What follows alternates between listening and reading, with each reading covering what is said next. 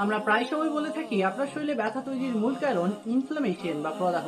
কিন্তু জানেন কি এই ইনফ্লামেশন বা প্রদাহ আসলে কি?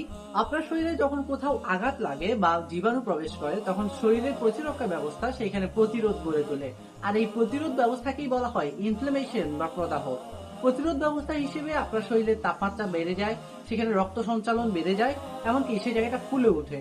এটাই সিগন্যাল দেয় যে আপনার শরীরের ওই অংশতে কোনো একটা ভুল হয়েছে বা কোনো একটা সমস্যা হয়েছে। এক কথায় বলতে পারি ইনফ্লামেশন বা প্রদাহ হচ্ছে আপনার শরীরে জীবাণুর সঙ্গে আপনার শরীরের প্রতিরক্ষা ব্যবস্থার একটা যুদ্ধ।